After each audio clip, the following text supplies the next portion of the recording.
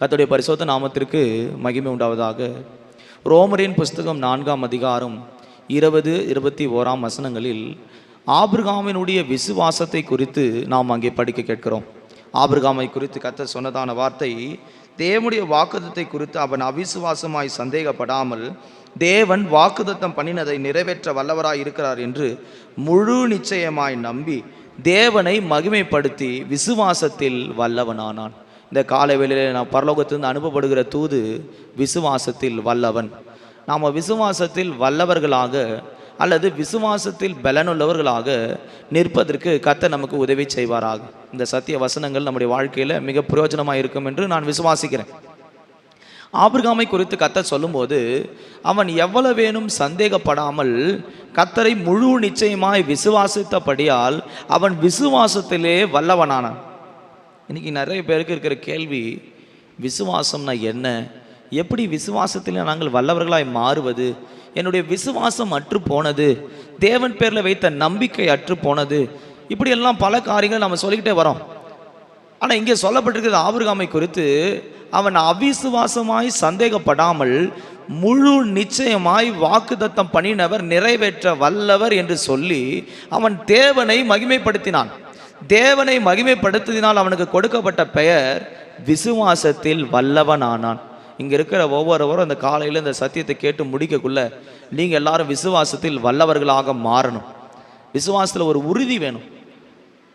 ஆங்கிலத்தில் அந்த ஆம்பிளிஃபைட் பைபிளில் சொல்லப்பட்டிருக்கிறது, வித்ஸ்டாண்ட் வித் ஃபெய்த். அப்படியே நிற்கணும் விசுவாசத்தில். விசுவாசம்ன்றது வாழ்க்கையை நின்று காட்டுவது, ஓடி ஒளிவதில்லை. நான் படித்து பார்த்தேன், ஆபிரகாம் தான் விசுவாசத்தில் வல்லவனாக இருக்கிறான்னு போட்டிருக்கிறதே தவிர சாராளுடைய பெயர் குறிப்பிடப்படலை. நீங்கள் யாக்கோபிலையும் சொல்லப்பட்டிருக்கிறது, மற்ற இடங்களில் நீங்கள் கலாத்தியர் 3ஆம் அதிகாரம் படித்தால் கூட சாராளுடைய பெயர் எங்கேயுமே குறிப்பிடப்படலை. ஆபிரகாம் விசுவாசித்தான், அது நீதியாக எண்ணப்பட்டது. ஆபிரகாம் விசுவாசத்தின் தகப்பன். இதை மறுபடியும் ஆண்டவர் சொல்கிறாரே தவிர சாராளை குறித்து சொல்லவே இல்லை. நான் தியானம் பண்ணி பார்க்கும்போது ஆதியாகமத்தின் புஸ்தகம் 15ஆம் அதிகாரத்தில் கர்த்தர் ஆபிரகாமோடு இடைப்பட்டு பேசினதான வசனங்களை நாம் அங்கே படிக்க கேட்கிறோம். ஆதியாகமம் 15ஆம் அதிகாரம் 3, 4, 5, 6 வசனங்களை பார்க்கும்போது அங்கே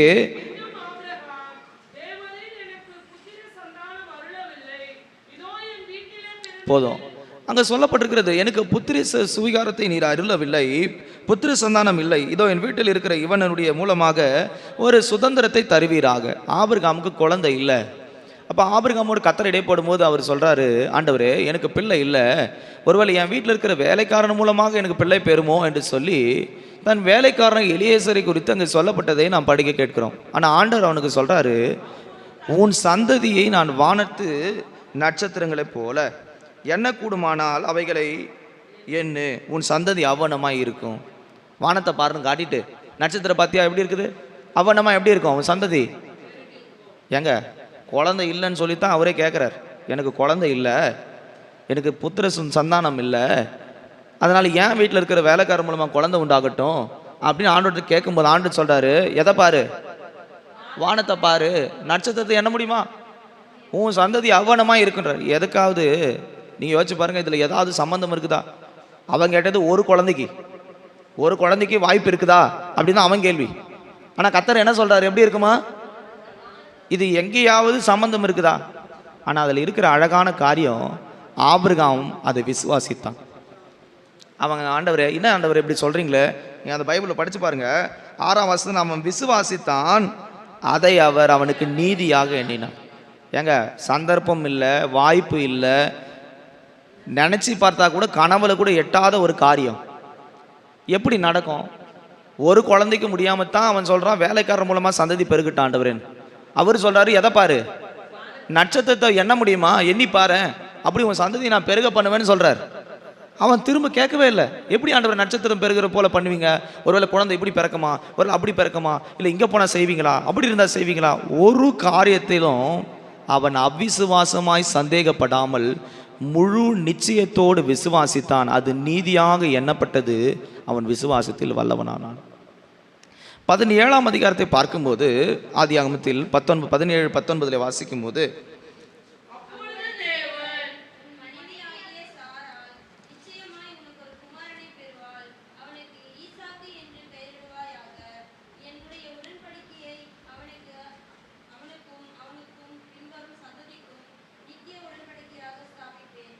நீங்கள் பாருங்கள், இந்த 17ஆம் அதிகாரத்தில் 19 சொல்லப்பட்டிருக்கிறது, சாராளுக்கு இதே வார்த்தைகள் சொல்லப்பட்டது. சாராளு, உன் பிள்ளைகளை கர்த்தர் இப்படி பழுக பண்ணுவார், உன்னை பெருக பண்ணுவார் அப்படின்னு ஆண்டவர் என்ன செய்கிறாரு சொல்கிறார்.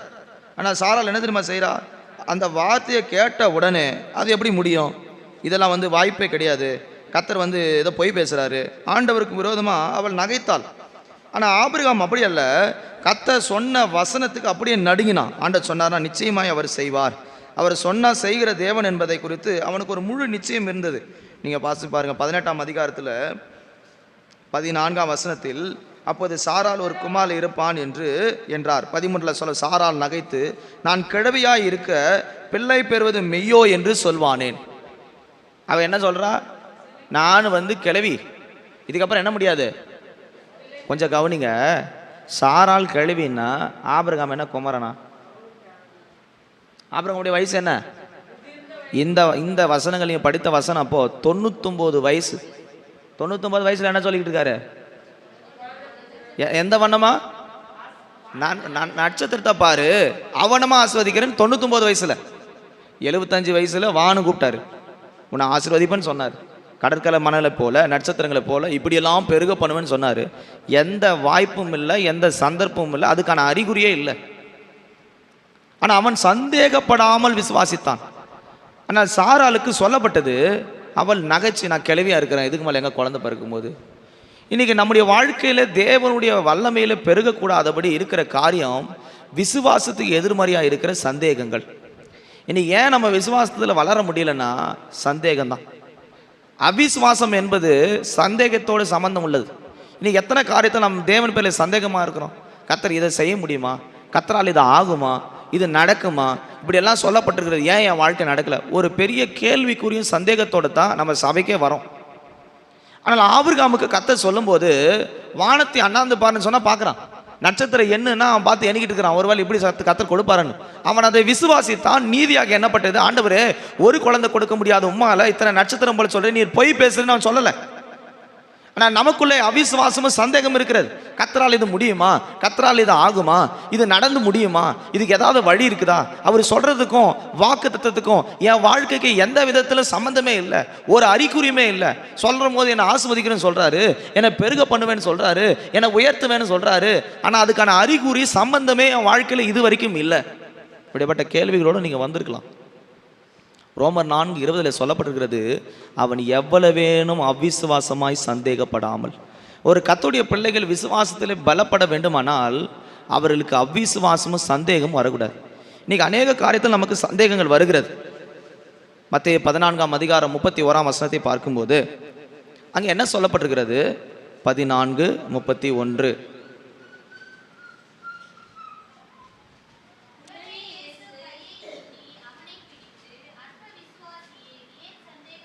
அற்ப விசுவாசியே ஏன் சந்தேகப்படுகிறாய்?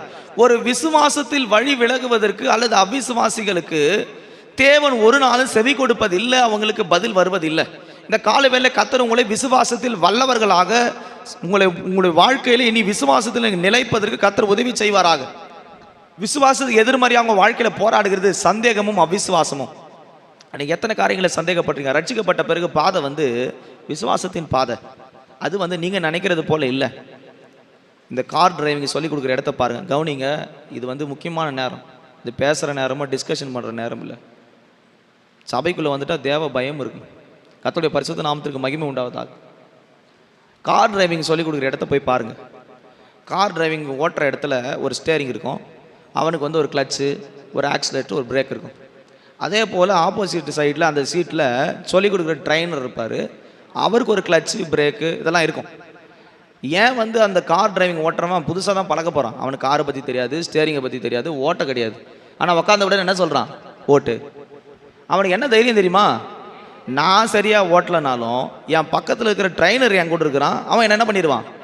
ஒருவேளை நான் கஷ்டப்பட்டேன் எங்கேயாவது முட்டிட்டாலும் மோதிட்டான், அவன் என்ன சரிப்படுத்தி கொண்டு போயிடுவான். விசுவாச பாதை என்பது அது போல தான். நமக்கு தெரியல எப்படி போகும்னு தெரியல, எந்த எல்லையை சந்திப்புன்னு தெரியல, எப்படி வாழ்க்கையை நடத்தி கொண்டு போகும்னு தெரியல, எந்த திசைக்கு அது போகும்னு தெரியல. ஆனால் நமக்கு ஒரு விசுவாசம் இருக்கணும். என்னோட ஆண்டவர் இருக்கிறார், ரட்சிக்கப்பட்ட பின்பு என்னை கொண்டு போகிற பாதையிலே அவர் நிச்சயம் கொண்டு போவார். எந்த சேதம் வராமல் என் பாதையில் அவர் கொண்டு போக முடியும். இங்கே பேதுருக்கு ஒரு காரியம் நடந்தது. ஆண்டவர் கடல் மேல் நடந்து வரார். அவன் சொல்கிறான், ஆண்டவரே நானும் என்ன செய்யணும்? உம்மை போல கடலில் நடக்கணும். விசுவாச பாதை என்பது ரட்சிக்கப்பட்டவங்க பாதை வந்து விசுவாச பாதை. அவங்களுக்கு கண்ணு தெரியல, எப்படி நடப்பாங்கன்னு தெரியல, எப்படி கொண்டு போவாங்கன்னு தெரியல, எந்த திசைக்கு போவாங்கன்னு தெரியல. ஆனால் அவங்களுக்கு ஒரு விசுவாசம் இருக்கணும், கர்த்தர் என்னை எந்த சூழ்நிலையும் நடத்தி கொண்டு போவார். பேதுருக்கு ஒரு விசுவாசம் இருந்துச்சு, பரவாயில்ல நடப்பேன்.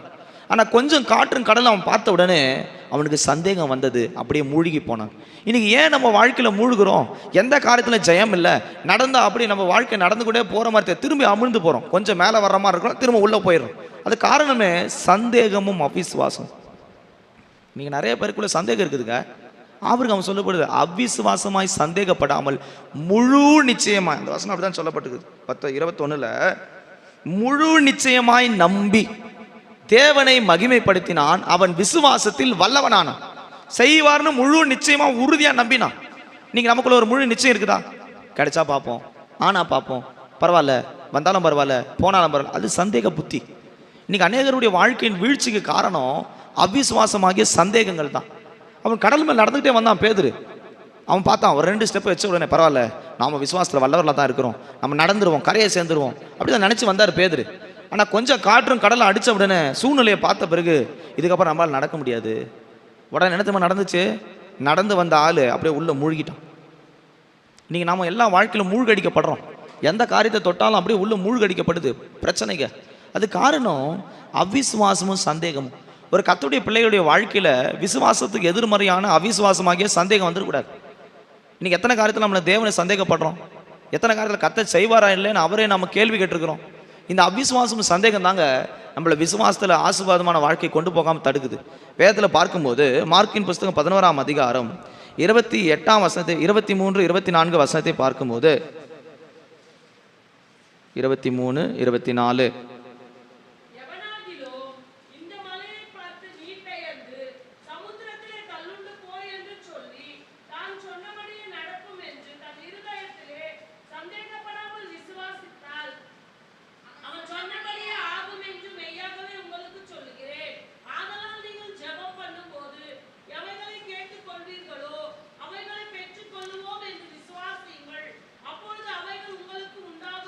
அப்போது அவைகள் உங்களுக்கு உண்டாகும். ஜெபம் பண்ணும்போது நீ எப்படி ஜெபிக்கணுமா?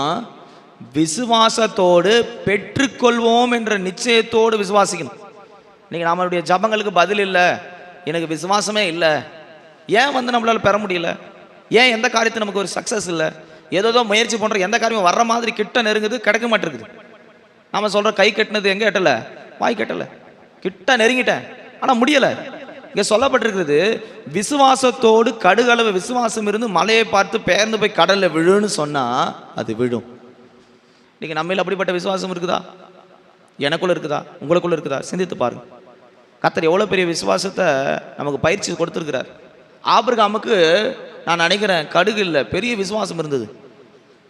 யாராவது போய் நட்சத்திரத்தை பார்த்து பிள்ளை இல்லாதவங்க 100 வயசுல குழந்தை கொடுப்பேன்னு சொன்னா நம்ப முடியுமா? அதுவும் கடற்கரை மணலத்தக்கதாக நட்சத்திரத்தை போல வாய்ப்பே இல்லை. சரீரத்தில் செத்தவன் என்று தகும் என்று 11ஆம் அதிகாரத்தில் சொல்லப்படும். சரீரத்தில் செத்து போயிட்டான், இதுக்கு மேலே சாக வேண்டியதுதான். சாக வேண்டிய சரீரத்தில் பிள்ளை பெற முடியுமா? கர்த்தர் அவனை ஆசீர்வதிக்கலையா? இன்னைக்கு எத்தனை சந்தேகங்கள் நமக்குள்ள வருது, எத்தனை அவிசுவாசங்கள் வருது. இன்னைக்கு நம்ம விசுவாசத்தில் வல்லவர்களாக ஆசீர்வாதங்களை பெறக்கூடாதபடி அவிசுவாசமும் சந்தேகம் தான் உங்கள் வாழ்க்கையே தலைகீழாக புரட்டி கொண்டிருக்குது. சந்தேகம் வரும்போது மூழ்கடிக்கப்படுகிறோம், சந்தேகமும் அவிசுவாசம் வரும்போது நம்முடைய ஜபங்கள் கேட்கப்படலை. இங்கே 24ஆம் வசனத்தில் சொல்லப்பட்டிருக்கிறது, நாம் ஜெபிக்கும் போது பெற்றுக்கொள்வோம் என்ற விசுவாசத்தோடு கேட்டால் கர்த்தரிடத்தில் என்ன செய்வோம்? பெற்றுக்கொள்வோம். திரும்ப படிங்க 24ஆம் வசனம்.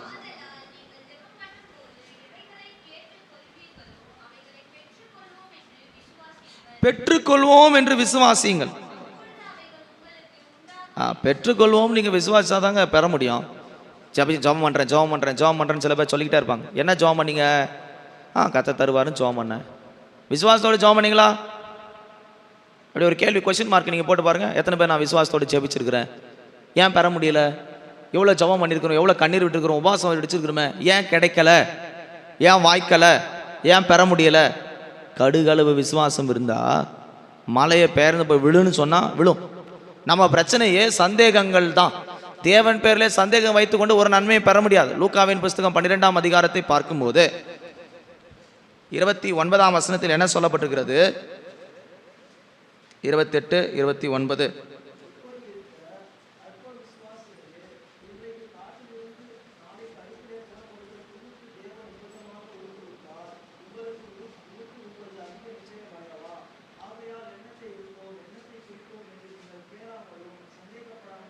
கர்த்தருடைய பரிசுத்த நாமத்துக்கு மகிமை உண்டாவதாக.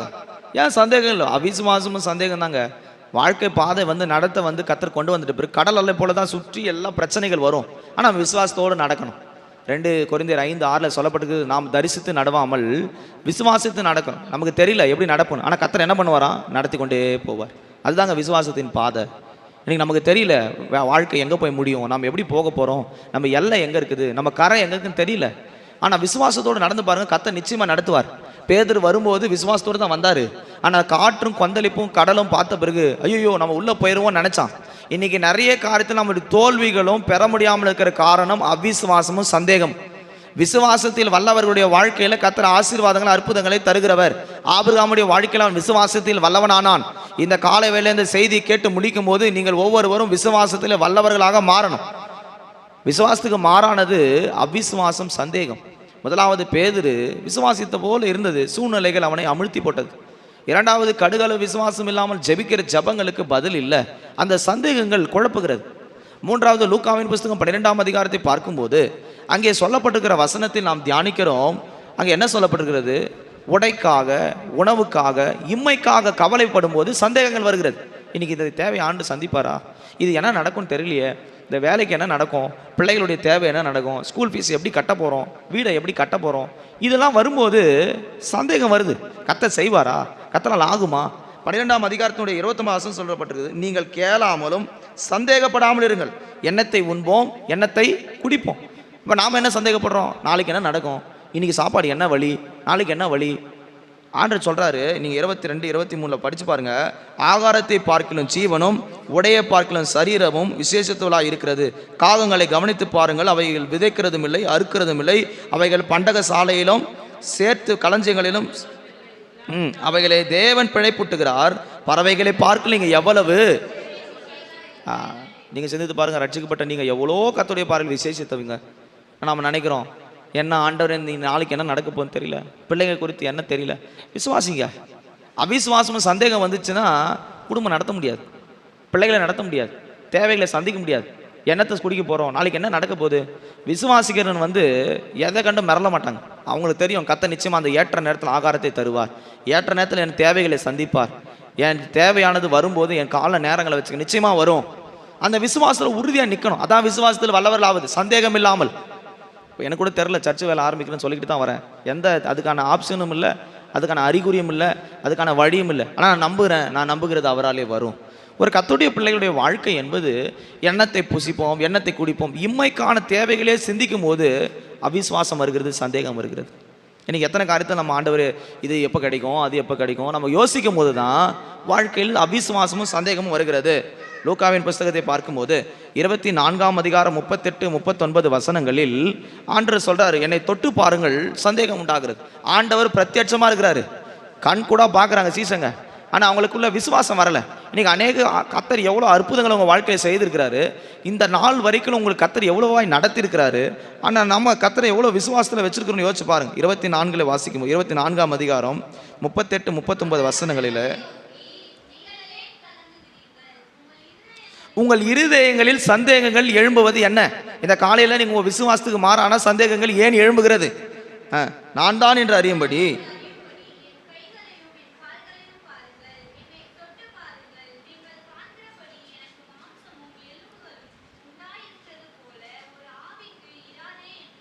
ஆண்டவர் பிரத்யட்சமாக வராருங்க உயிர் தெழுந்த பிறகு. ஆனால் அவங்களால நம்ப முடியல. இன்றைக்கி எத்தனையோ காரியங்கள் கர்த்தர் நமக்கு செய்து இருந்தோம், உணர்த்திருந்தோம், வசனங்கள் மூலமாக பேசியிருந்தோம், நம்மளால் விசுவாசிக்க முடியல. ஏன்னா நம்ம வாழ்க்கை எல்லாமே என்ன நடக்க போகுது, ஏதாக போகுது, இப்போ என்ன நடக்கும், நாளைக்கு என்ன நடக்கும், இதையே யோசித்து யோசித்து யோசித்து நம்முடைய மனது எப்படி ஆகியிருக்குன்னா அவிசுவாசமும் சந்தேகம் இருக்குது. சந்தேகமும் அவிசுவாசம் வரும்போது விசுவாசம் வேலை செய்யாது. இன்றைக்கி எத்தனை காரியங்கள் நம்ம அவிசுவாசம் சந்தேகமாக இருக்கிறோம். ஆபிரகாம் விசுவாசத்தில் வல்லவனானதுக்கு காரணம் அவன் முழு நிச்சயமாய் நம்பினான், எவ்வளவேனும் சந்தேகப்படாமல். அவிசுவாசமாய் அவன் சந்தேகப்படவே இல்லை. இன்றைக்கி நம்ம எத்தனையோ காரியத்தை சந்தேகப்படுறோம். நடத்தி வந்த பாதையை சிந்தித்து பாருங்கள், எப்படிலாம் கருத்தை நடத்தி வந்திருக்கிறாரு. ஆனால் நம்ம இப்போ இருக்கிற சூழ்நிலையை வச்சுக்கிட்டு, இப்போ இருக்கிற காலங்களை வச்சுக்கிட்டு, இப்போ இருக்கிற போராட்டங்களை வச்சு சந்தேகப்படுறோம். கர்த்தர் செய்வாரா, ஆகுமா? கர்த்தர் பிரத்யட்சமாக வராரு, இவர் தான் ஆண்டவரா, இவர் தான் உண்மையில் எழும்பியிருக்கிறாரு. அவங்களுக்கு ஒரு பெரிய சந்தேகம் இருந்தது. இன்னைக்கு கர்த்தர் உங்களோட பிரத்யட்சமாக எத்தனை முறை பேசியிருக்கிறாரு, எத்தனை வாக்குத்தத்தங்களை சொல்லியிருக்கிறாரு, ஆனால் உங்களால் விசுவாசிக்க முடியலையே. அது காரணம் உங்களுக்குள்ள இருக்கிற சந்தேகங்கள். அப்போஸ்தலர் 2ஆம் அதிகாரத்தை பார்க்கும்போது 12ஆம் வசனத்தில் சொல்லப்பட்டிருக்கிறது, அவர்கள் எல்லாரும் பிரமித்து சந்தேகப்பட்டார்கள். எல்லாரும் ஆவியில் நிரம்புறாங்க, இவங்களால ஒரு சந்தேகம், அது என்ன அபிஷேகம், அது என்ன ஆவியின் பலன், இப்படி இருந்தால் எப்படி கர்த்தர் கிரியை செய்வார். இன்னைக்கு நிறைய பேர் பரிசுத்த ஆவியை நம்புகிறதே இல்லை. அவங்களுக்கு ஒரு பெரிய சந்தேகம் இருக்குது. எல்லாரும் ஆச்சரியப்பட்டு பார்க்குறாங்க, இங்கெல்லாம் அந்நிய பாஷை பேசிக்கிட்டு இருக்கிறாங்க, ஏதோ பாஷைகளை பேசுகிறாங்க, இது உண்மையா? வாசி பாருங்க 2:12.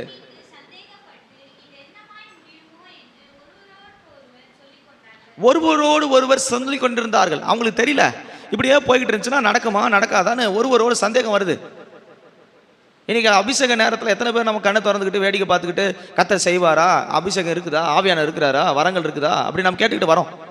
ஆனால் பைபிள் சொல்லப்பட்டிருக்கிறது, நாம் சந்தேகப்படக்கூடாது. அவிசுவாசமும் சந்தேகம் வந்துச்சுனாவே வாழ்க்கையில் எந்த நன்மையும் பெற முடியாது. கர்த்தரிடத்தில் ஒரு காரியத்தை பெறணும்னா, கர்த்தர் நம்முடைய வாழ்க்கையில் இரக்கம் செய்யணும், அற்புதங்களை செய்யணும்னா நம்ம விசுவாசத்தில் வல்லவர்களாக மாறணும்.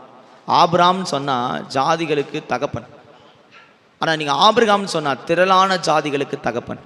அவன் பேரையே மாற்றுறார் விசுவாசத்தில். உங்கள் வாழ்க்கையை அவரால் மாற்ற முடியாதா? உங்கள் சூழ்நிலை அவரால் மாற்ற முடியாதா? உங்கள் தேவைகளை அவரால் மாற்ற முடியாதா? ஏன் மாற்ற முடியல? ஏன் அற்புதங்கள் பெற முடியல? அதைத்தான் நான் காலையில் சொல்லிக்கிட்டு இருக்கிறேன். சந்தேகங்களும் அவிசுவாசங்களும். கர்த்தர் நடத்தி வந்த பாதையை கொஞ்சம் சிந்தித்து பாருங்கள். மத்தேயு புஸ்தகத்தில் வாசிக்கும்போது சொல்லப்பட்டிருக்கிறது, அவருடைய அவிசுவாசத்தினாலே அவர்கள் அநேக அற்புதங்களை செய்ய முடியலை. மத்தேயு 13:58 பார்க்கும்போது 13:58 வசனம் வேகமாக படிங்க.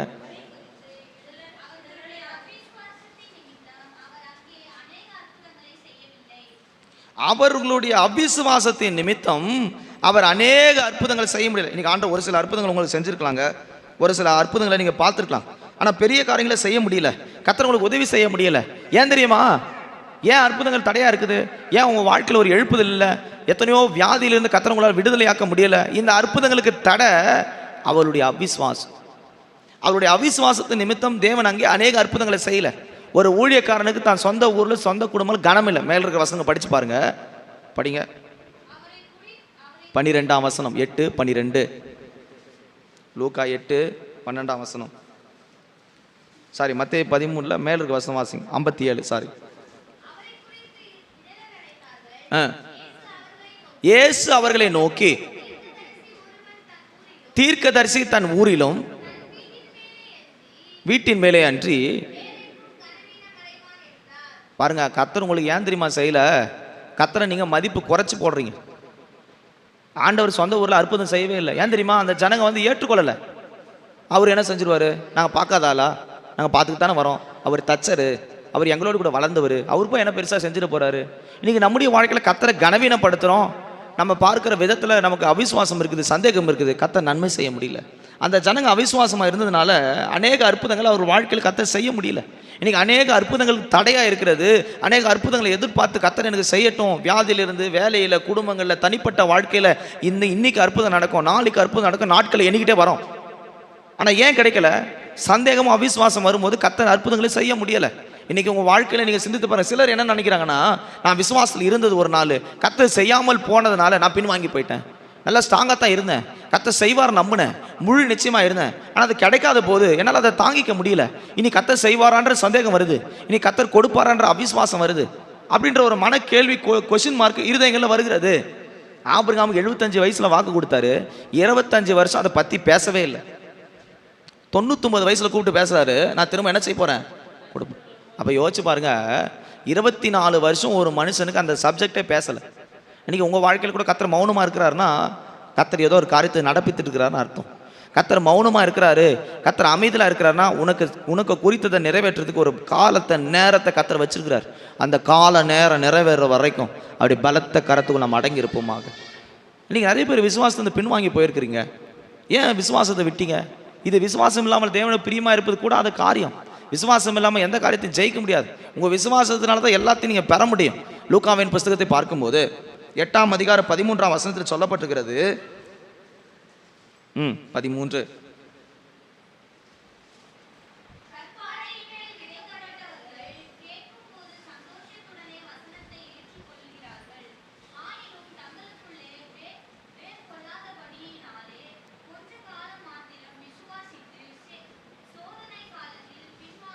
சோதனை வரும்போது நிற்க முடியல. நல்லா நிறைய பேர் என்ன தெரியுமா சொல்கிறாங்க, விசுவாசத்தில் இருக்கிறேன், நான் நல்ல விசுவாசி, நான் அப்படியெல்லாம் விசுவாசிப்பேன், கர்த்தர் மேலே அவ்வளோ நம்பி இருக்கிறேன். ஏங்க உங்கள் விசுவாசம் எதில் தெரியுமா கண்டுபிடிக்க முடியும்? பரீட்சையிலே, சோதனையில். ஆபிரகாம் கர்த்தர் கொஞ்சம் பரீட்சையில் விட்டார், சோதித்தார். சொந்த மகன் என்று பாராமல் ஈசாக்க பலி கொடுக்கும்படி கேட்டார். அவன் வந்து எதை கண்டு பயப்படல, விசுவாசித்தான். மரித்தோரிலிருந்து உயிர்ப்பிக்க என் தேவனால் ஆகும் என்று அந்த மகனை கொடுத்தான் என்று எபிரேயர் 11ஆம் அதிகாரத்தில் வாசிக்கிறோம். எப்படிப்பட்ட விசுவாசம்? விசுவாசன்றது நம்ம சொல்லிக்கிட்டு இருக்கிறது இல்லை, விசுவாசமாக இருக்கிறேன், கர்த்தர் நம்புறேன், விசுவாசிக்க இல்லை. விசுவாசம்ன்றது எங்கே தெரியும்னா, உங்கள் சோதனைகளில், உங்கள் பரீட்சைகளில், உங்கள் போராட்டங்களில் நீங்கள் தேவனோடு நிற்கிறீர்களா இல்லையா, அதான் விசுவாசம். நல்லா இருக்கும்போது விசுவாசமாக இருக்குது விசுவாசம் இல்லை, அது நம்பிக்கை. போராட்டங்களில், சோதனைகளில், பரீட்சைகளில் நான் கர்த்தர் பேரில் உறுதியாக இருக்கிறேன்னு சொல்கிறீங்க பாருங்க, அதான் விசுவாசம். நம்ம இந்த வசனம் விதைக்கப்படும் போது ரொம்ப சந்தோஷமாக இருக்கும். இது கற்பாறையில் விதைக்கப்பட்ட விதை, சொல்லும் போது ரொம்ப சந்தோஷமாக ஏற்றுக்கொண்டாங்க. ஆனால் சோதனை வரும்போது, நெருக்கம் வரும்போது, அக்கினி இறங்கும் போது நிற்க முடியல, அது கருகி போச்சு. அதே போல தான் நம்ம சோதனையில் நிற்க முடியாமல் கருகி போயிருக்கிறோம். சந்தேகம் வருது, அவிசுவாசம் வருது. சோதனை வரும்போது, போராட்டம் வரும்போது, பரீட்சை வரும்போது எந்த விசுவாசி, எந்த ஊழியக்காரன் உறுதியாக நிற்கிறார்களோ அவங்க தாங்க விசுவாசத்தில் வல்லவங்க. உங்கள் விசுவாசம் எப்படி இருக்குன்னு யோசிச்சு பாருங்க. போராட்ட நேரத்தில் கர்த்தரை விட்டு விலகி இருந்து சந்தேகப்பட்டா நம்ம விசுவாசிக்கிறவர்கள் அல்ல.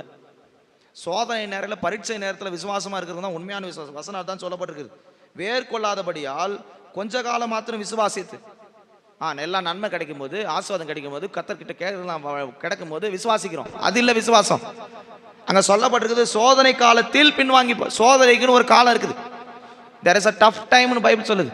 கொஞ்ச நேரம் நமக்கு ஒரு சோதனை காலம். ஒருவேளை அது சில வருஷங்களாக இருக்கலாம், சில மாதங்களாக இருக்கலாம், சில காலங்களாக இருக்கலாம். சோதனைன்னு ஒரு காலத்தை பரீட்சை வச்சிருக்கிறார். அதில் யார் நிற்கிறாங்களோ அவங்க தாங்க விசுவாசத்தில் வல்லவங்களாக முடியும். உங்கள் சோதனை அவங்களால் நிற்க முடியுதா? யாக்கோபின் புஸ்தகம் 1ஆம் அதிகாரத்தை பார்க்கும்போது, யாக்கோபின் புஸ்தகத்தில் 1ஆம் அதிகாரத்தை பார்க்கும்போது 6ஆம் வசனம் என்ன சொல்லப்பட்டிருக்கிறது? வேகமாக படிக்கணும்.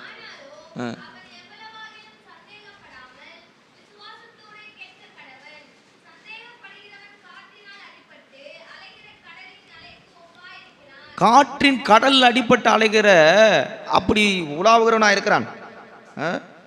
காற்றினால் அடிப்பட்டு அலைகிற கடலின் அலைக்கோப்பா இருக்கிறான். கடல் அலை பாருங்க, காற்று எப்படி வீசுதோ அப்படிலாம் அலையுது. கவனிங்க, கடல் அலை பாருங்க எப்படியெல்லாம் வீசுதோ, அது காற்று எப்படி வீசுதோ அந்த திசையெல்லாம் திரும்பும். விசுவாசம் கூட சோதிக்கப்படுகிற நேரத்தில் பரீட்சையில் நிற்கணும். போராட்டங்கள் வரும், பிரச்சனைகள் வரும். ஜெபத்தில் இருக்கக்கூடாதுபடி, கர்த்தருக்காக வாழக்கூடாதுபடி உனக்கு விரோதமாய் சோதனைகளும் பிரச்சனைகளும் வரும். ஆனால் அந்த நேரத்தில் நாம் விசுவாசத்தோடு சந்தேகப்படாமல் நிற்கணும். 6ஆம் வசனம் சொல்லப்பட்டு, எவ்வளவாகிலும் சந்தேகப்படாமல் விசுவாசத்தோடு கேட்க கடவன், சந்தேகப்படுகிறவன் காற்றினால் அடிபடுகிறவன். நீங்கள் எத்தனை காற்றில் நீங்கள் அடிபட்டுருக்கிறீங்க? எத்தனை சோதனைகள் உங்களுக்கு கவிழ்த்து போட்டிருக்குது? விசுவாசம் என்பது ஒரு பரீட்சை. 2ஆம் வசனம் 3ஆம் வசனத்தில் பார்க்கும்போது, பலவிதமான சோதனைகள் அகப்படும் போது உங்கள் விசுவாசத்தின் பரீட்சையானது. விசுவாசம் என்றது ஒரு பரீட்சை, ஒரு டெஸ்ட், ஒரு சோதனை. அதில் தான் தெரியும் நீங்கள் கர்த்தரோட விசுவாசமாக இருக்கிறீங்களா இல்லையான்னு. நல்லா இருக்கும்போது சொல்கிறது இல்லை, நான் விசுவாசமாக இருக்கிறேன், கர்த்தர் என்னோடு கூட தான் இருக்கிறாரு, கர்த்தர் எனக்கு எல்லாத்தையும் செய்கிறாரு, வீட்டை கொடுக்குறாரு, வேலையை கொடுக்குறாரு, இதை கொடுக்குறாரு. அது இல்லைங்க விசுவாசம். எதுவுமே இல்லாத போது நீ விசுவாசித்தா தான் அது விசுவாசம். கர்த்தர் அதை வச்சு தான் உன்னை ஆஸ்வதிப்பார். உனக்கு வேலை இல்லாமல் இருக்கலாம், குடும்பம் இல்லாமல் இருக்கலாம், பிள்ளை இல்லாமல் இருக்கலாம், எந்த காரியமும் சக்ஸஸ் இல்லாமல் இருக்கலாம். ஆனால் இந்த நேரத்தில் நீ கர்த்தரோடு உள்ள விசுவாசத்தில் பலப்பட்டால் விசுவாசிக்கிறவனுடைய பலன் மிகுதியாக இருக்கும். அவன் கண்களால் பார்க்கல, ஆனால் கர்த்தர் சொன்ன அவன் நிச்சயமாக நம்புற ஆண்டவர் எனக்கு செய்வார், எனக்கு சொன்னதை நிறைவேற்றுவார். அதுதாங்க விசுவாசம். இன்றைக்கி எத்தனை காரியத்தை நம்ம பரீட்சையில் தோல்வி அடைந்து பின்னாக்கி ஓடி இருக்கிறோம். விசுவாசம் என்று பரீட்சை, சோதனை, அதில் நின்று வாழ்ந்து காட்டணும். இன்றைக்கி அநேகரால் அதை நிற்க முடியல, அந்த போராட்டத்தை நிற்க முடியாமல் தான் ஓடி ஒளிஞ்சுக்கணும். வாசிங்க அந்த வசனத்தை, விசுவாசத்தின் பரீட்சையானது பொறுமையை உண்டாக்கும் என்று அறிந்து. எப்படிங்க மிகுந்த சந்தோஷமாக எப்படிங்க எண்ணுவீங்க? யாராவது எனக்கு சோதனை வருது, பிரச்சனை வருது, சந்தோஷமாக எடுத்துக்கிறேன், பரவாயில்ல கர்த்தர் எனக்கு செய்வார், அப்படி யாரும் இருக்கிறீங்களா? இந்த சோதனை நான் வெளியே வந்துடுவேன், என் பிள்ளைங்க என் குடும்பத்தை கர்த்தர் ஆஸ்வதிப்பார், நான் நிச்சயமாக வெளியே வர முடியும், அப்படி இருக்க முடியுமா? நீங்கள் அநேகருக்கு வந்து விசுவாசம் இருக்குதுன்னு நினச்சிக்கிருக்கோம். இல்லை, விசுவாசம் கிரியையில் காண்பிக்கிறது தான், பேச்சில் இல்லை. யாக்கோபின் புஸ்தகம் 2ஆம் அதிகாரத்தை பார்க்கும்போது 20, 21 வசனங்களை வாசிக்கும் போது 21, 22, 20 வாசிங்க. 20ஆம் வசனம், சாரி.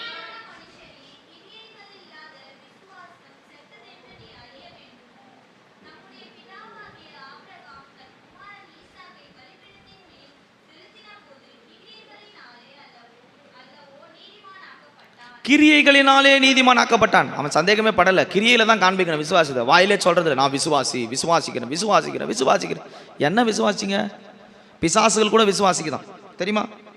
பிசாசு கூட என்ன செய்யுது? மேல இருக்கிற 19 வசனம் பாருங்க. பிசாசுகளும் விசுவாசித்து நடுங்குகிற. யார் விசுவாசிக்குது? பிசாசுகள் கூட உங்களை போல விசுவாசிக்குது. கடவுள் இருக்கிறான்னு விசுவாசிக்கிறது, ஆண்டு இருக்கிறான்னு விசுவாசிக்குது, ஆண்டவர் தேவகுமாரன் விசுவாசிக்குது, எல்லாம் விசுவாசிக்குது. ஆனா ஏன் நமக்கும் அவனுக்கு வித்தியாசம் இருக்கணும்னா, நாம் விசுவாசத்தை கிரியையில கொண்டு வரணும். கிரியை இல்லாத விசுவாசம் செத்தது. கிரியைனா எப்படி எங்க ஐயா செய்யறது? அப்படி உங்களுக்கு ஒரு கேள்வி இருக்கலாம். உங்க வாழ்க்கையின் ஒவ்வொரு நடைமுறைகளில் ஒவ்வொரு செயலில் காட்டணும். பேதுரு ஸ்டெப் எடுத்து வச்சார், 2 ஸ்டெப்பு. ஆனால் அதுக்கு அடுத்த ஸ்டெப் எடுக்க முடியல. கிரியை முயற்சி பண்ணுறதுல தாங்க இருக்குது. ஒவ்வொரு நாளும் கிரியையில் கொண்டு வரணும். ஒரு ஸ்டெப்பு வைக்கணும், அடுத்த ஸ்டெப்பு விசுவாசத்தில் படி. ஒரு படி விசுவாசத்தின் படியாக இருக்கணும். விசுவாசத்தில் நம்ம பலப்பட்டால் தான் நித்திய காணான பரலோகத்தை சந்திக்க முடியும். இன்றைக்கி நிறைய பேருக்கு விசுவாசம் இருக்குது, அதோட சந்தேகம் இருக்குது. சந்தேகமும் அவிசுவாசம் வந்தால் தேவனிடத்தில் நன்மையை பெற முடியாது. ஆபிரகாமுக்கு இங்கே சொல்லப்பட்டிருக்கிறது, அவன் விசுவாசித்தான். 22 கிரியைகளோடு முயற்சி செய்து கிரியையினாலே விசுவாசம் பூர்ணப்பட்டது, அது அவனுக்கு நீதியாக எண்ணப்பட்டது என்கிற வேத வாக்கியம் நிறைவேற்று அவன் தேவனுடைய சிநேகிதன் எண்ணப்பட்டான். கர்த்தருக்கு அவன் சிநேகிதன். ஒரு கர்த்தருடைய பிள்ளைகள் கர்த்தருடைய சமூகத்தில் பரீட்சைகள், சந்தேகங்கள், சோதனைகள் வரும்போது சந்தேகப்படாமல் விசுவாசத்தை நின்றா அவங்க தேவனுக்கு சிநேகிதர்கள். அவங்க கிரியையில கொண்டு வருகிற விசுவாசம் அவர் கர்த்தருக்கு நன்மையை பெற செய்கிறது. இன்னைக்கு எத்தனை காலத்தில் நம்ம சந்தேகப்பட்டிருக்கிறோம்னு யோசிச்சு பாருங்க. எத்தனை அவிசுவாசம் உங்களுக்குள்ள இருக்குது. நடக்காது, ஆகாது, முடியுமா? சந்தேகம்தான். டாக்டர்கிட்ட போய் சொல்கிறோம், இந்த டாக்டர் இது முடியுமா? சந்தேகம் தான்ப்பா. பார்க்கலாம், முடிஞ்ச அளவுக்கு நாங்கள் மெடிசன் கொடுத்துருக்குறோம், கூடுமான அளவுக்கு எங்களால் முயற்சி எடுத்துருக்குறோம். இதுக்கப்புறம் அந்த உடம்பு எப்படி எடுத்துக்குது, அந்த மெடிசன்ஸ் எப்படி அது ஏற்றுக்குது பொறுத்து தான் பார்க்கலாம். ஒருவேளை இது இல்லைன்னா வேறு மெடிசன் கொடுப்போம், டோசேஜ் ஏற்றுவோம். அவனுக்கே ஒரு சந்தேகம் இருக்குது. இந்த உலகத்தில் பல விதமான சந்தேகம் என்ற காற்றினால் நம்ம அலை உண்டு திரிந்து கொண்டிருக்கிறோம். எப்படி காற்றினால் ஒரு கடல் அலை திரிகிறதோ, வாழ்க்கையும் சந்தேகங்கள் அவிசுவாசம் மாதிரி இப்படியும் அப்படியும் எந்த காலத்தை நிலைக்க முடியல, எந்த காலத்தில் சக்ஸஸ் இல்லை. எடுக்கிறோம், வருமா வராதான்ற ஒரு கேள்வியிலே இப்படி அப்படி காற்றினால் அலை விடுகிற ஒரு அலையை போல அலைஞ்சு திரிஞ்சு கொண்டிருக்கிறோம். பிரியமானவர்களே, இந்த காலைவேளை கர்த்தர் நமக்கு சொல்கிறாரு, நாம் விசுவாசத்தில் வல்லவர்களாக மாறணும். நமக்குள்ள அந்த விசுவாசத்தின் கிரியை கர்த்தர் எதிர்ப்பார். ஆபிரகாம் விசுவாசித்தான், நீதியாக எண்ணப்பட்டது, கர்த்தருக்கு அவன் சிநேகிதனாய் மாறினான். நம்ம கர்த்தருக்கு பிரியமான சிநேகிதனாக மாறணும். நீங்கள் விசுவாசித்தா தான் கர்த்தர் உங்களுக்குள்ள வாசம் பண்ணுவார். நீங்கள் விசுவாசம் இல்லாமல் எவ்வளவு உபாசப்பட்டாலும், ஜெபிச்சாலும், புரண்டாலும், அருண்டாலும் தேவனிடத்தில் பெற முடியாது. அதான் வசனத்தை நம்ம படித்தோமே, ஜெபத்தில் விசுவாசத்தோடு பெறலாம் என்று நம்ம ஜெபித்தா நாம் நிச்சயமாய் பெறுவோம். நம்ம ஜபங்கள் கூட விசுவாசமாக இருக்கணும். ஒவ்வொரு நாளும் உங்கள் ஜபத்தில் ஒரு காரியம் சொல்லித்தரேன், ஜெபிக்கும் போது சொல்லுங்கள், ஆண்டவர் நான் விசுவாசிக்கிறேன், நீங்கள் தருவீங்க, நான் விசுவாசிக்கிறேன், நீங்கள் கொடுப்பீங்கன்னு விசுவாசிக்கிறேன். அப்படி ஜபம் பண்ணி பாருங்கள். தருவீங்களா? ஆகுமா? கிடைக்குமா? முயற்சி பண்ணிட்டேன், முடிஞ்சுது. கற்பாறையின் மேலே விதைக்கப்பட்ட விதை நல்ல ஆரம்பத்தில் விசுவாசத்தோடு வந்துச்சு. ஆனால் சோதனையும் பரீட்சை வரும்போது கருகி போச்சு. இன்றைக்கி நம்ம விசுவாசன்றது நல்லா இருக்கும்போது காண்பிக்கிறது இல்லை, அது பேர் நம்பிக்கை. ஆனால் போராட்டங்களும் சோதனைகளும் பரீட்சை வரும்போது நிற்கிறோம் பாருங்க, கர்த்தருக்காக வாழ்வனு, அதான் விசுவாசம். ஒரு மனிதன் விசுவாசம் இருக்கும்போது அவன் கர்த்தருக்கு சிநேகிதனாய் மாறுகிறான். கிரியையோடு கூடிய விசுவாசம் வாழ்க்கையில் நடைமுறையில் காண்பிக்கணும். இந்த செயலை எடுக்கிறேன், நான் நிச்சயமாக சக்ஸஸ் பண்ணுவேன், கர்த்தர் என்னோடு கூட இருக்கிறார். இந்த வேலையை எடுக்கிறேன், கர்த்தர் இந்த வேலையை என்ன உயர்த்துவார், அதான் விசுவாசம். தெரியல, அது என்ன வேலைன்னு தெரியல, எங்கே கொண்டு போவார்னு தெரியல, எந்த ஊருன்னு தெரியல, எந்த வாழ்க்கைன்னு தெரியல, வாங்க முடியுமான்னு தெரியல, நடக்க முடியுமான்னு தெரியல, கொடுக்க முடியுமான்னு தெரியல, எதுவுமே எனக்கு தெரியல. ஆனால் நான் விசுவாசிக்கிறேன், கர்த்தர் நிச்சயமாக செய்வேன். அதுதாங்க விசுவாசம். பார்த்துக்கிட்டே செய்கிறது இல்லை. இந்த வேலையை ஆரம்பிக்கும் போது என்ன கேட்டாங்க, இவ்வளோ பணம் வச்சுருக்கிறியா நீ? எனக்கு மேஸ்திரி கேட்டது கேள்வியே, முதல் கேள்வி அதுதான். இவ்வளோ ஆகும் உங்கள்கிட்ட இருக்கப்பா, பண்ண முடியுமா உன்னால்? நான் சொன்னேன், வரும், கட்டுவோம், கர்த்தர் செய்வார். எனக்கு தெரியும், நான் விசுவாசிக்கிற இன்னார் என்று அறிவேன். உங்கள் விசுவாசம் அப்படி இருந்தால் கர்த்தர் அந்த முழு விசுவாசத்தை அங்கீகரித்து எந்த காக்கா உனக்கு அனுப்பணுமோ, எந்த நேரத்தில் உனக்கு சந்திக்கணுமோ அதை உனக்கு அனுப்புவார். ஏற்ற காலத்தில் களஞ்சியங்கள் நிரம்பும், தம்முடைய பண்டக சாலையில் இருக்கிற பொக்கிஷங்களை உனக்காக அவர் திறப்பார். அதுதாங்க விசுவாசம். பரீட்சையில் சோதனையில் நிற்க முடியாதுங்க. விசுவாசிக்கணும்னு சொல்லக்கூடாது, அது பொய். இன்றைக்கி நம்முடைய வாழ்க்கையில் எத்தனை சந்தேகங்கள் வருது. நாம் விசுவாசித்தால் தேவனுக்கு சிநேகிதராய் மாறுகிறோம். வேத வசனங்களை பார்க்கும்போது என்ன சொல்லப்பட்டிருக்குது? எபேசியர் 3ஆம் அதிகாரம் 17ஆம் வசனத்தை வாசிக்கும் போது, வேகமாக வாசிக்கணும், 3:17, விசுவாசிக்கிறனுடைய இருதயங்களே கிறிஸ்து வாசம் பண்ணுகிறார். ஆண்டவர் அவன் இருதயங்களை இறங்கி ஆளுகை செய்கிறார். இன்னைக்கு நமக்குள்ள விசுவாசம் வந்துட்டா தெரிஞ்சுங்க, கர்த்தர் எனக்குள்ள வந்துட்டாரு, இனி என் காரியெல்லாம் அவர் பார்த்துக்கொள்வார். இதுதாங்க விசுவாசம். கர்த்தர் உங்க இருதயங்களை ஆளுகை செய்கிறாரா?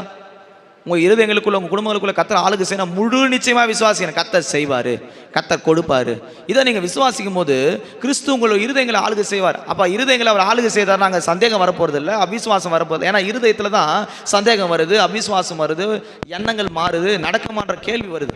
1 தெசலோனிக்கர் 5:18 வாசிக்கும் போது விசுவாசம் அன்பும் என்கிறதான மார்க்கவசத்தை அணிந்து கொண்டவர்களாய் என்று சொல்லப்படுகிறது.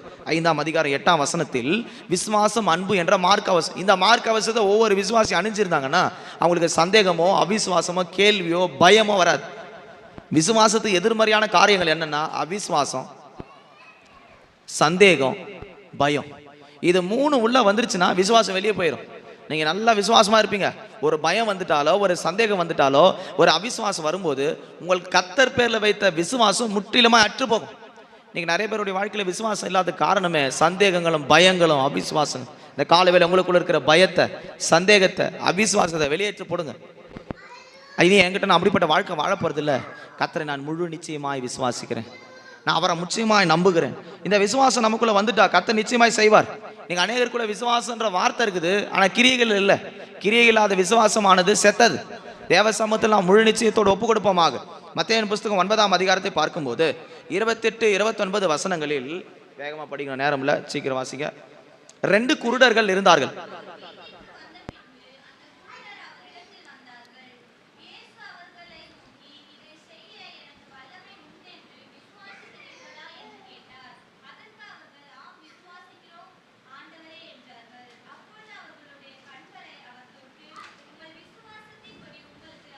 கர்த்தருடைய பரிசுத்த நாமத்திற்கு மகிமை உண்டாவதாக.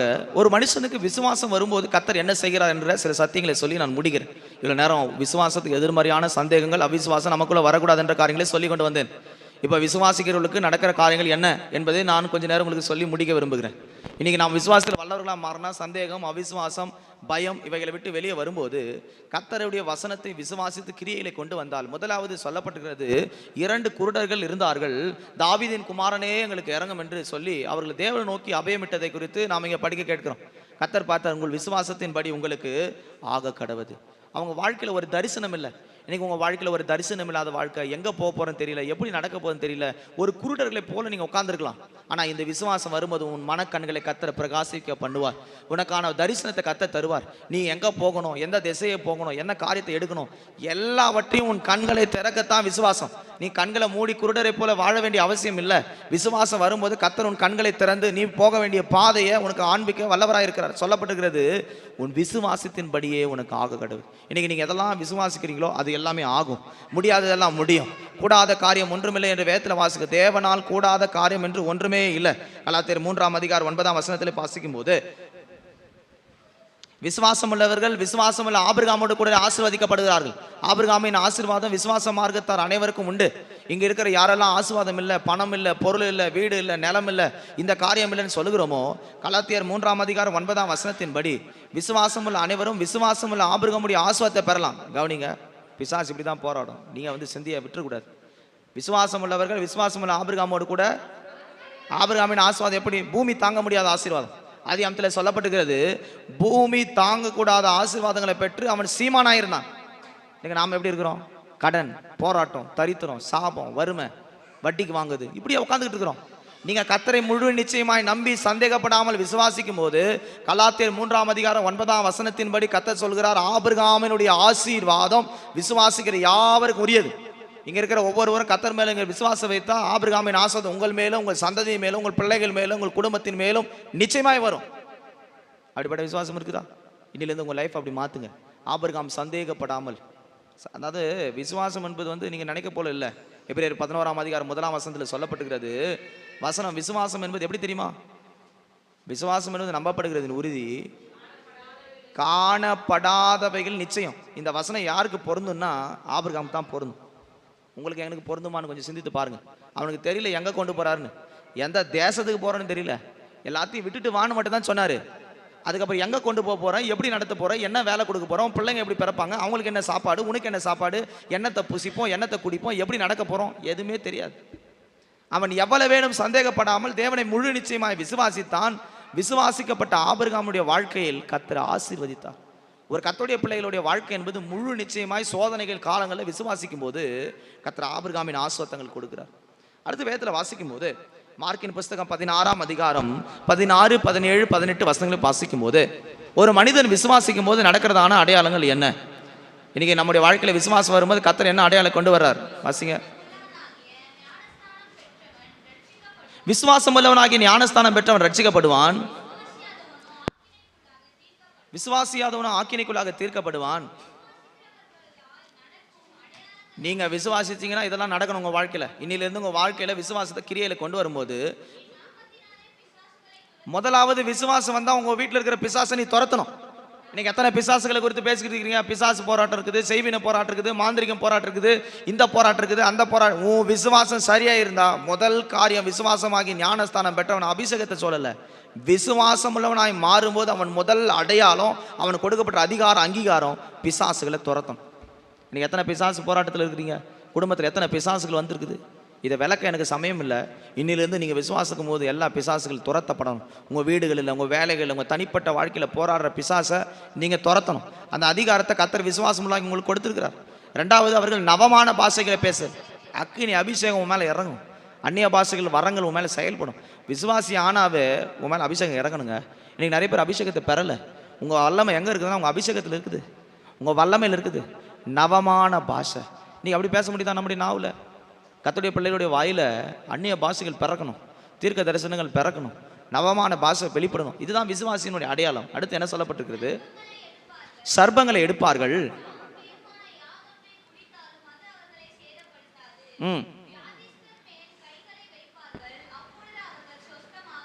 சர்ப்பங்களை எடுப்பார்கள், தேள்களை எடுப்பார்கள், சாவுக்கு ஏதுவானதை குடித்தாலும் அது சேதப்படுத்தாது. கர்த்தர் அவர்களுக்கு ஒரு சேதம் வராதபடி அவங்களை பாதுகாக்கிறார். இன்னைக்கு எத்தனை பிசாசின் வல்லமைக்கு போராட்டங்க குடும்பங்களில் உங்கள் தனிப்பட்ட வாழ்க்கையில் வந்திருக்குது. நீங்கள் சர்ப்பங்களை கையில் எடுக்கலாம், தேள்களை கையில் எடுக்கலாம், மிதிக்கலாம், ஜெயிக்கலாம். விசுவாசம் வந்துட்ட போது எதை கண்டு பயப்படக்கூடாது. நம்ம ஆட்களுக்கு பயமே பாதி பேருக்கு திகில் பிடிச்சிருக்குது. பேய் வந்துருச்சு, பலகீனம் வந்துருச்சு, செத்துருவனா, முடிஞ்சிருமா, அப்படி ஆயிருமா, இப்படி ஆயிருமா. எவ்வளோ வேணும் சந்தேகப்படாது, ஒன்றும் முன்னை சேதப்படுத்தாது.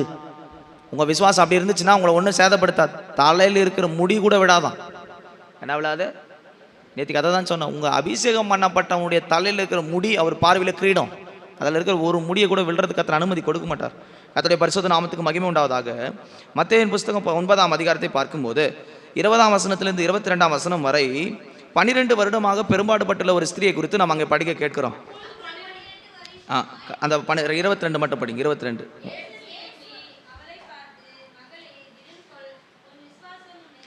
உன் விசுவாசம் உன்னை ரட்சித்தது, நீ சமாதானத்தோடு போய் சுகமாயிரு. மார்க் 5:34 இதே வசனம் சொல்லப்பட்டிருக்கிறது. அந்த மகளுக்கு ஒரு வேதனை. எத்தனை வருஷம் தெரியுமா? 12 வருஷம். இன்னைக்கு பல ஆண்டுகளாக உனக்குள்ள ஒரு வியாதி, போராட்டம், பலகீனம், வலி, வேதனையை நீ சமாளித்து வந்திருக்கலாம். 12 வருஷமா அவளுக்கு இருந்ததான கேள்வி, எப்படி குணமாக்கப்படும்? அவ என்ன நினைச்சாங்க தெரியுமா? உனக்கு தெரிஞ்சுங்க, ஆண்டவரத்தில் அற்புதம் பெறணும், அதிசயம் பெறணும். நீங்க எந்த விதத்தில் விசுவாசிங்களோ அது நடக்கும். நான் ஜெபிக்கும் போதே கர்த்தர் அற்புதம் செய்வான்னு விசுவாசா ஜெபிக்கும் போது நடக்கும். யாராவது என் தலைமையில் கையை வச்சா தான் அற்புதம் நடக்கணும்னு விசுவாசா கையை வச்சா தான் நடக்கும். உங்கள் விசுவாசத்தின் படி தான் உங்களுக்கு ஆகும். கர்த்தருடைய பரிசுத்த நாமத்துக்கு மகிமை உண்டாதாக. இந்த அற்புதம் எப்படி நடைபெற்றது? ஆண்டவர் கை வைக்கல, ஆண்டவர் போன்னு சொல்லலை, கர்த்தர் அற்புதம் செய்யறதுக்கு எந்த வார்த்தையும் பிரயோகிக்கல. இவத்தான் சொல்றா, நான் தொட்டால் சுகமாவேன் என்று விசுவாசித்து அந்த வல்லமையோடு கூட புறப்பட்டார். படிச்சு பாருங்க, மேல இருக்க வசனத்துல, அவருடைய வஸ்திரத்தை ஆகிலும் பாருங்க, அவ உள்ளத்துல விசுவாசித்து போறா. நான் தொட்டா சுகமாயிடுவேன், சபைக்கு போனவனே சுகம் உண்டாகும், நான் ஜெபிக்கும் போதே விடுதலை. உங்க விசுவாசம் அப்படி இருந்தா உங்க விசுவாசத்தின்படி உனக்கு ஆக கடவுது. நீ ஜெபிக்கும் போது சுகம் கேட்டா சுகம் உண்டாகும். நீ விசுவாசத்தோட தேவ சமத்தை வரும்போது சுகம் வேணும்னு கிடைச்சா சுகம் உண்டாகும். ஆண்டவர் பேசவும் இல்லை, அற்புதம் செய்யணும்னு சொல்லவும் இல்லை, எதையும் சொல்லலை. அவர் சொல்ற, என்னிடத்திலிருந்து ஒரு வல்லமை புறப்பட்டது, உன் விசுவாசம் உன்னை ரட்சித்தது, நீ போய் சுகமா சமாதானத்தோடு போய் சுகமாயிரு. இன்னைக்கு கர்த்தர் உங்கள் வாழ்க்கையில் நீங்கள் அப்படி ஒரு விசுவாசம் வரும்போது நிச்சயமாக உங்களுடைய வியாதிகளை குணமாக்குவார். எப்பேற்பட்ட எத்தனை வருஷம் வியாதியாக இருக்கட்டும், பலகீனமாக இருக்கட்டும், டாக்டர் எத்தனை காரியங்களை சொல்லி இது முடியாது ஆகாதுன்னு சொல்லட்டும், நீங்கள் தூக்கி போட்டு மருந்து மாத்திரைகள்லாம் தூக்கி விடு, சொல்ல விசுவாசிக்கிற ஆண்டவரே என்னை உம்மால சுகமாக்க முடியும். நீங்கள் எதை விசுவாசிக்கிற அதில் தான் சுகம் உண்டாகும். ஒரு பாஸ்ட்டுக்கு 4th ஸ்டேஜ் கேன்சர்லாம் மறிக்கும்படி யூடியூப்ல இருக்கு, போய் கேட்டு பாருங்க. 4th ஸ்டேஜ் கேன்சர் செத்துருவாங்கன்னு சொல்லிட்டாங்க, தேதி குறிச்சாச்சு, இத்தனை மாதம் கூட நீ செத்துருவேன், எல்லா அவயங்கள்லாம் வந்து கேன்சர் பரவி இருக்குது. அவர் நேராக போய் தேவசமத்தில் முழங்கால் பட்டு ஃபாஸ்டிங் போட்டு உட்காந்துருக்கார். கத்தாவே, நீங்கள் எனக்கு அற்புதம் செய்தா உமக்காக நான் ஊழியம் செய்வேன், என் ஜீவனை கொடுத்து உமக்காக நிற்பேன். இன்றைக்கும் உயிரோடு இருக்கிறார், ஊழியம் பண்ணிக்கிட்டு இருக்கிறார். நீங்கள் போய் ஃபோனில் போட்டு பாருங்கள், யூடியூப்பில். அவர் முழு நிச்சயமாக நம்பி விசுவாசிச்சாருங்க. கேன்சர் மறைஞ்சு போச்சு, எந்த ட்ரீட்மெண்ட் இல்லாமல். இன்றைக்கும் சுகத்தோடு கர்த்தருக்காக சுவிசேஷ ஊழியத்தை செஞ்சுக்கிட்டு வரார். அவருக்கு செஞ்சவர் உன் வாழ்க்கையில் என் வாழ்க்கையில் செய்ய மாட்டாரா? நம்முடைய தேவன் இன்றும் ஜீவிக்கிறார். அவர்கிட்ட அற்புதம் பெறாமல் இருக்கிறதுக்கு காரணம் நம்முடைய சந்தேகங்களும் பயங்களும் அவிசுவாசங்களும். மத்தேயு புஸ்தகத்தை பார்க்கும்போது 15ஆம் அதிகாரம் 22, 26, 28 வசனங்களில் ஒரு கானானிய பெண் தன் பிசாசு பிடித்த மகளுக்காக ஆண்டவருடைய சமூகத்தில் வேண்டிக் கொண்ட, ஆண்டவரே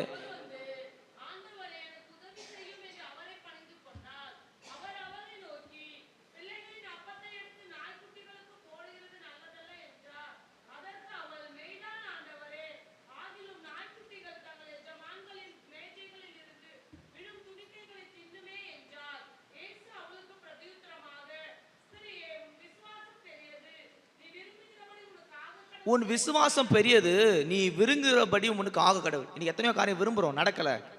நான் இது நடக்கும்னு நினைக்கிறேன், விரும்புகிறேன், விரும்புறதெல்லாம் கிடைக்க மாட்டேங்குது. யோசிச்சு பார்க்குற, நடக்க மாட்டேங்குது.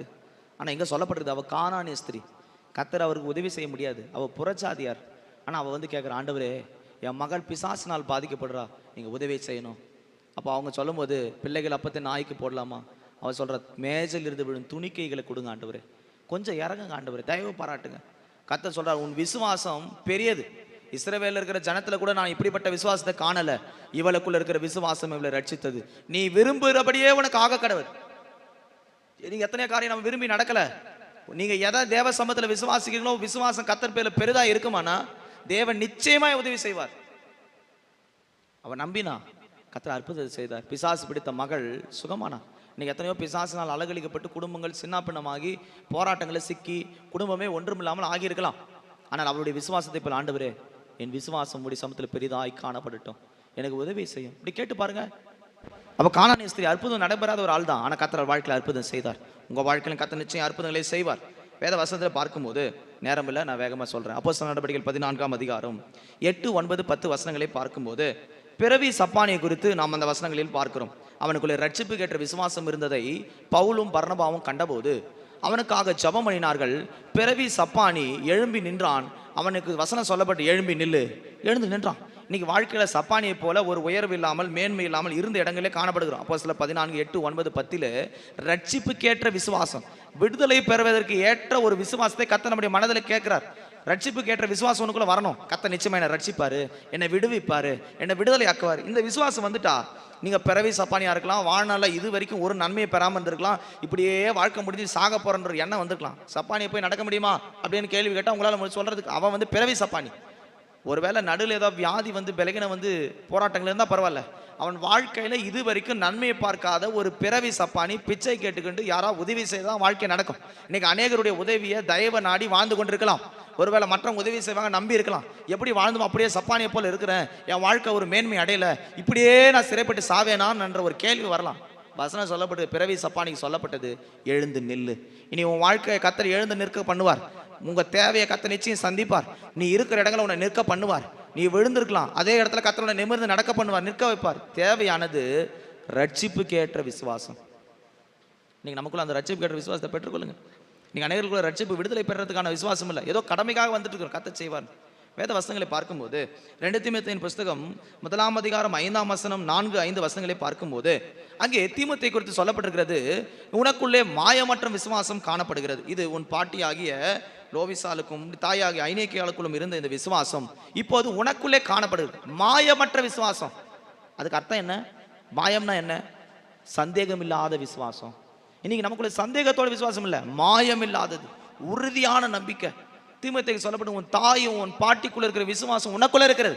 ஒரு கர்த்தருடைய பிள்ளைகள் தங்கள் பிள்ளைகளுக்கு சொல்லிக் கொடுக்க வேண்டியது விசுவாசத்தில் கிடைக்கும். போ ஜெபம் பண்ணு, முழங்கால போடு, கர்த்தர் தருவார். எங்க பாஸ்டர் அடிக்கடிக்கு சொல்றது, ஏதாவது கேட்க போனோம்னா என்ன தெரியுமா சொல்லுவாரு? போய் ஜெபம் பண்ணு. பணம் கொடுக்க மாட்டாரு, போ அவங்க செய்வாங்கன்னு சொல்ல மாட்டாரு, இங்க நான் தரேன்னு சொல்லி உங்களை வழி நடத்துன்னு சொல்ல மாட்டாரு. சொல்ற ஒரே வார்த்தை, போய் சபையில ஜெபம் பண்ணு. ஜபத்தினால தாங்க இந்த ஊழியம் இத்தனை ஆண்டுகளுக்கு நிற்குது. ஜபத்தினால தான் இத்தனை சபைகள் குடும்பங்கள் நாங்கள் ஆஸ்வதிக்கப்பட்டிருக்கிறோம். அந்த விசுவாசம் இல்லைன்னா எப்பயும் அந்த ஓட்டத்தை விட்டு ஓடி இருப்போம். எங்களுக்கு வந்த நெருக்கங்கள் உங்களுக்கு தெரியும், எங்களுக்கு வந்த போராட்டங்கள் உங்களுக்கு தெரியும். இத்தனை போராட்டங்கள் இந்த ஊழியம் நிற்கிறதுக்கு காரணம் என்ன? நாங்கள் விசுவாசித்தவர் இன்னார் என்று அறிவோம், எங்களை இறுதி வரை அவர் நடத்த வல்லவர் என்றது நாங்கள் அறிந்திருக்கிறோம். மனுஷன் போயிடலாம், விசுவாசிகள் போயிடலாம். எவ்வளோ விசுவாசிகள் நன்மை பெற்றலாம் ஓடி போயிட்டான். நாங்கள் அவங்கள நம்பி ஊழியத்துக்கு வரல, அவங்கள சார்ந்து நாங்கள் ஊழியத்துக்கு வரல. நாங்கள் நம்பி இருக்கிறவர் யாருன்னு எங்களுக்கு தெரியும். எங்கள் விசுவாசத்துக்கு எங்கேருந்து வரும்னு எங்களுக்கு தெரியும். கர்த்தருடைய பிள்ளையுடைய வாழ்க்கை அப்படி விசுவாசி பயிற்சி பண்ணி பாருங்க, கர்த்தர் நிச்சயமா அற்புதங்களை செய்வார். தீமோத்தேயுக்கு சொல்லப்பட்டிருக்குது மாயமற்ற விசுவாசம். அடுத்த வசனம் சொல்லப்பட்டிருக்கு உனக்குள் இருக்கிற தேவ வரம். அவனுக்கு தேவ வரம் விசுவாசத்தால் பெற்றுக்கொண்டான். இன்னைக்கு நீங்க விசுவாசித்தா மாயமற்ற விசுவாசம் வந்தால் உங்களுக்குள்ள தேவ வரங்களை தருவார். இன்னிலிருந்து உங்க வாழ்க்கையில் ஒரு செல்வ செழிப்பை நீங்க பார்க்கலாம். உங்கள் மூலமாக கர்த்தர் தம்முடைய ஊழியத்தை நிறைவேற்றுவார். உங்கள் மூலமாக அற்புதங்கள் அடையாளம் நடைபெறும். 2 தீமோத்தேயு 1ஆம் அதிகாரத்தை பார்க்கும்போது 5ஆம் வசனம் 4, 5, 6 வசனங்களில் 6ஆம் வசனத்தில் தேவ வரத்தை நீ அனல் மூட்டி எழுப்பி விடு படிக்கு உனக்கு நினைப்பூட்டுகிறேன். அவனுக்கு விசுவாசம் இருந்ததால பவுல் சொல்றாரு, இப்போ உனக்குள்ள இருக்கிற தேவ வரம் அனல் மூட்டப்படுகிறது. நம்ம எவ்வளவு விசுவாசமா இருக்கிறோம், உங்களுக்கு இருக்கிற தேவ வரங்கள் அனல் மூட்டி எழுப்பும். தீர்க்க தரிசனங்கள் வரும், வெளிப்பாடுகள் வரும், ரகசியங்கள் வரும். கர்த்தர் உங்களோட கூட இடைப்பட்டு பேசுவார். சொப்பனங்கள்ல வெளிப்பாடுகளை இடைப்பட்டு பேசுவார். அப்போ தேவ வரம் விசுவாசம் இருக்கணும், மாயமற்ற விசுவாசம். கர்த்தருடைய பரிசுத்த நாமத்துக்கு மகிமை உண்டாதாக.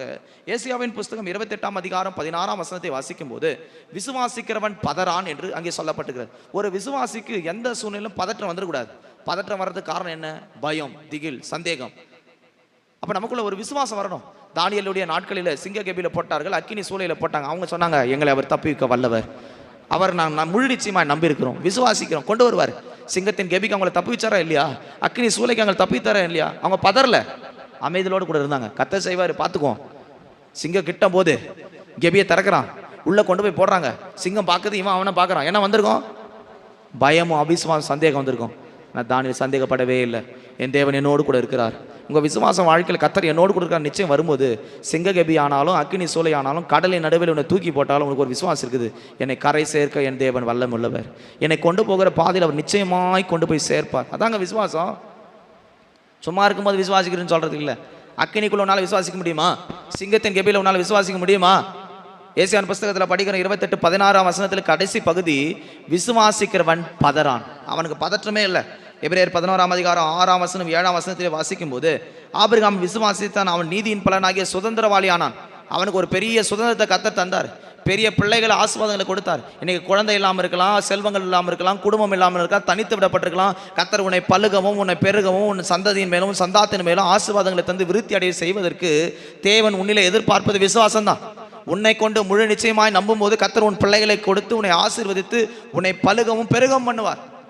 இந்த பூமியில் இருக்கிற எல்லா சந்ததியும் ஆபிரகாமுக்குள் ஆசீர்வதிக்கப்பட்டிருக்குது. அப்படித்தான் வேதம் சொல்லுது.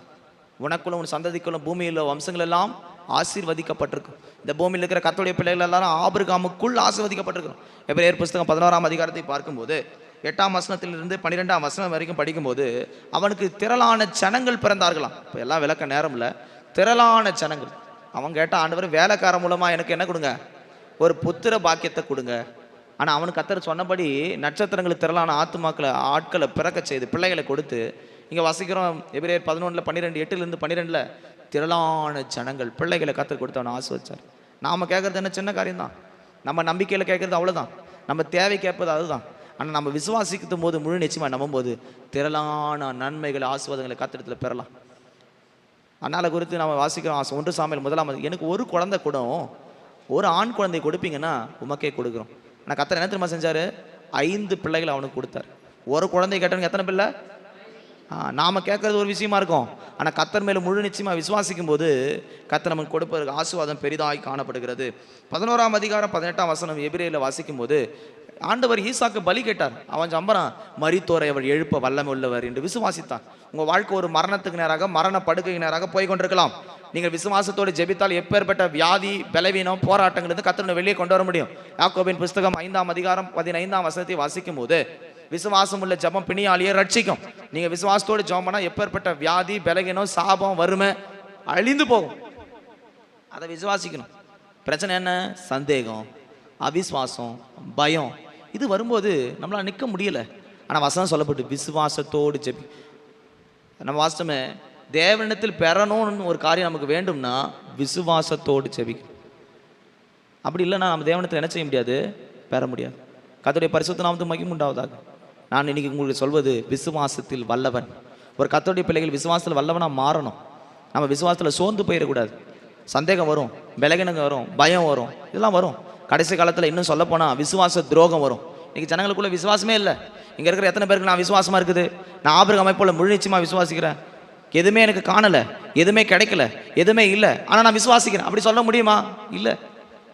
எல்லாமே இருக்கும் போது தான் விசுவாசிக்கிறோம், எல்லாமே கிடைக்கும் போது தான் விசுவாசிக்கிறோம், எல்லாமே சந்திக்கப்படும் போது தான் விசுவாசிக்கிறோம். ஆனால் ஆபிரகாம் எவ்வளவேன்னு சந்திக்கப்படாமல் அவ்விசுவாசப்படாமல் தேவனை முழு நிச்சயமாக நம்பினான். அதுக்கான வாய்ப்பும் இல்லை, அறிகுறியும் இல்லை, விசுவாசித்தான். ஆனால் இந்த கடைசி காலங்களில் விசுவாச துரோகம் வருது. 2 தெசலோனிக்கேல வாசிக்கும் போது 2 தெசலோனிக்கேர் 2ஆம் அதிகாரம் 3ஆம் வசனத்தில் விசுவாச துரோகம் முந்தி நேரிட்டு கேட்டின் மகனாகி அந்த நாள் வராவிட்டால் வராது என்று படிக்கிறோம். வாசி, அந்த ஒரு வசனம் வாசிங்க, வேகமாக படிக்கணும். 2 தெசலோனிக்கேர் 2ஆம் அதிகாரம் 3ஆம் வசனம். ஒருவனும் உங்களை மோசம் போக்காதபடிக்கு எச்சரிக்கையாயிருங்கள், ஏனெனில் விசுவாச துரோகம் முந்தி நேரிட்டு கேட்டின் மகனாகிய பாவ மனுஷன் வெளிப்பட்டால் ஒழிய அந்த நாள் எந்த நாள்? அதுதான் கர்த்தருடைய வருகை நாள். இந்த கர்த்தருடைய வருகையினால விசுவாச துரோகம் வரும். சூழ்நிலைகளினாலே, சந்தர்ப்பங்களினாலே, சோதனைகளினாலே, பரீட்சையினாலே விசுவாச துரோகம் வந்திருக்கிறது. நீங்க சபைகளை ஜனங்களுக்கு விசுவாசத்தில் பின்வாங்கி போயிருக்கிறீர்கள். கர்த்தர் அதை தான் சொல்றார், நீ விசுவாசத்தில் வல்லவனாய் மாற வேண்டாம். கர்த்தருடைய பரிசுத்த நாமத்திற்கு மகிமை உண்டாவதாக. 1 பேதுரு 1ஆம் அதிகாரம் 7ஆம் வசனத்தில் வாசிக்கும் போது, உங்கள் விசுவாசம் அக்கினினாலே சோதிக்கப்படுகிறது போல சோதிக்கப்படும் போது உங்கள் பரீட்சையிலே நீங்கள் நின்றால் அதுதான் விசுவாசம். 1 பேதுரு 1ஆம் அதிகாரம் 7ஆம் வசனத்தில்.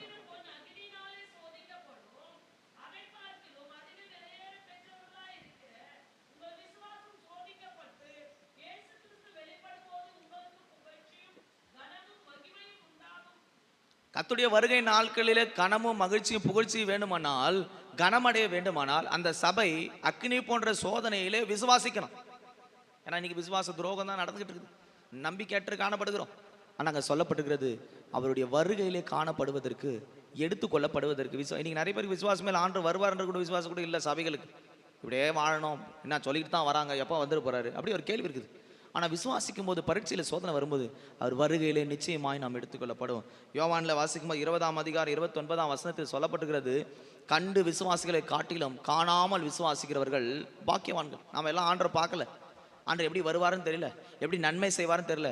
ஆபிரகாமுக்கு எந்த திக்கு திசை இல்லாமல் கண்ணு மூடித்தனமாக போனான். அவன் விசுவாசித்தான், நீதியாக எண்ணப்பட்டது, கர்த்தர் அவனை ஆசீர்வதித்தார். நம்முடைய விசுவாச பாதை என்பது கண்டு விசுவாசிப்பதில்லை, எல்லாமே கிடைக்கும் போது விசுவாசிப்பதில்லை. கண்டு விசுவாசிப்பதை காட்டிலும் காணாதிருந்து விசுவாசிக்கிறவர்கள் பாக்கியவான்கள். 2 தீமோத்தேயின் புஸ்தகம் 1ஆம் அதிகாரம் 12ஆம் வசனத்தை வாசிக்கும் போது, வாசிங்க, அந்த ஒரு வசனம் ஜெபிக்கலாம். 2 தீமோத்தேயு 1ஆம் அதிகாரம் 12ஆம் வசனம்.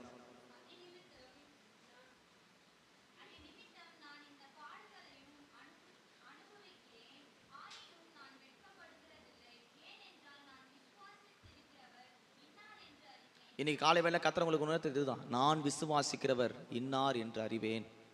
உங்களுக்கு ஒரு நிச்சயம் இருக்கணும். இத்தனை பாடுகள், உபத்திரவத்து, சோதனையில் கர்த்தர் விட்டுட்டார்னு நினைக்காதீங்க. எந்த சந்தேகமும் பயமும் அவிசுவாசமும் இல்லாமல் முன்னாடி செல்லுங்க. ஆபிரகாமை போல ஆபிரகாமின் ஆசீர்வாதம் விசுவாச மார்க்கத்தார் யாவருக்கும் உண்டாவதாக. நீங்கள் விசுவாசித்தா அன்று உங்களுக்கு சுகம் தருவார். நீங்கள் விசுவாசித்தா கர்த்தர் எந்த காலத்தில் வெளியே கொண்டு வர முடியும். இந்த காலை வேளை கர்த்தர் உங்களுக்கு சொல்வது, விசுவாசத்தில் வல்லவனானான். இங்கே இருக்கிற ஒவ்வொருவரும் இன்னிலிருந்து விசுவாசத்தில் வல்லவர்களாக மாறணும்.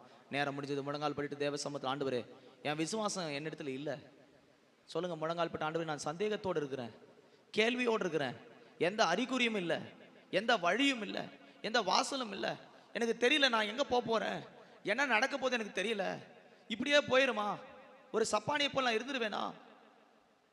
12 வருஷம் பெரும்பாடுபட்டுள்ள ஸ்திரீக்கு சொல்லப்பட்டது, அவள் விசுவாசத்தோடு கர்த்தரை தொட்டாள். இன்னைக்கு கர்த்தர் உனக்கு அதே வார்த்தைகளை சொல்லுறார், உன் விசுவாசம் உன்னை ரட்சித்தது, நீ சமாதானத்தோடு போய் சுகமாயிரு. நான் விசுவாசிக்கிறவர் இன்னார் என்று அறிவேன்.